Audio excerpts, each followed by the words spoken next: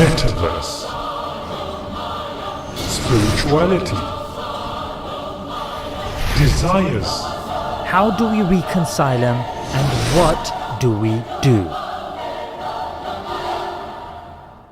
Assalamu alaikum guys, and welcome to another episode of Smile to Jannah. To Jannah.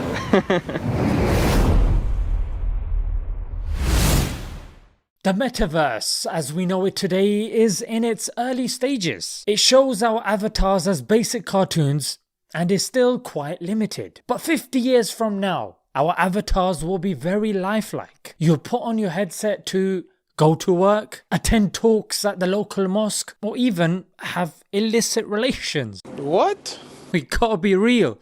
Technology does make the haram more accessible. It can be argued it makes the halal more accessible, but thanks to Mr. Shaitan, the haram has more of an allure to it. Schools will use it, jobs will use it, and just like smartphones, they'll become unavoidable. As human beings, we already have headsets and goggles which provide a simulation of various desires. And these are like a layer or a dream or a matrix, whatever you want to call it, that prevent us from seeing the reality, which is the divine. And now with virtual reality, there's going to be yet another layer, which makes it even harder to see the divine. Think of it like a dream within a dream. And as is the innate disposition of any human being, Justin Barrett of Oxford conducted a research that said that we are innately inclined to believing in a God. So naturally we're going to ask questions like, how can I be more spiritual, mate? I want to be more spiritual. And I'm sure you'll agree that's like saying, I'm a human being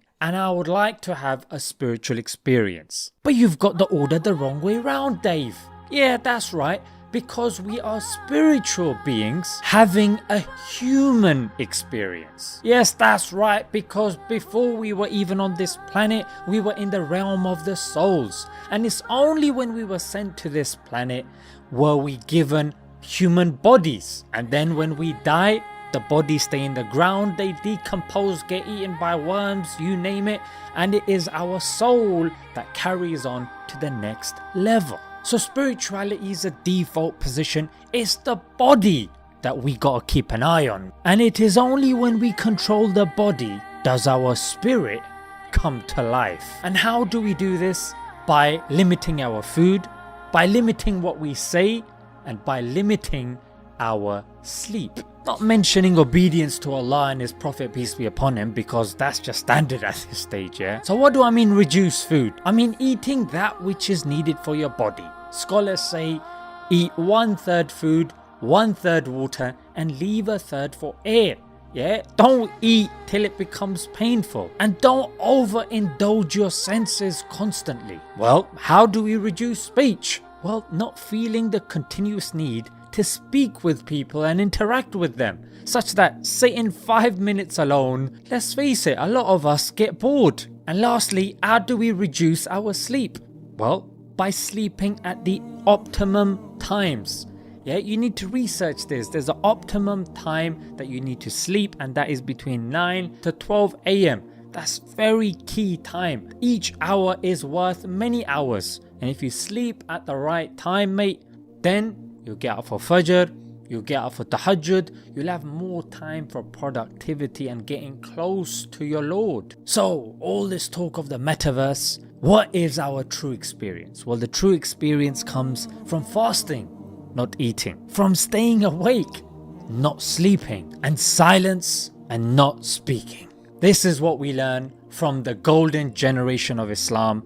This is what the books are filled with, the scholars staying awake, abstaining from food and unnecessary speech. Now, I'm not saying that we go overboard with these things and starve ourselves and don't get enough sleep and start ignoring our family. Of course, I'm sure most of you guys knew what I was saying, yeah? These things are very important for us to connect back to our roots, especially at a time when technology is rising exponentially and drawing a wedge between us and our Creator. Let's leave it there, guys. Until next time, Assalamu alaikum.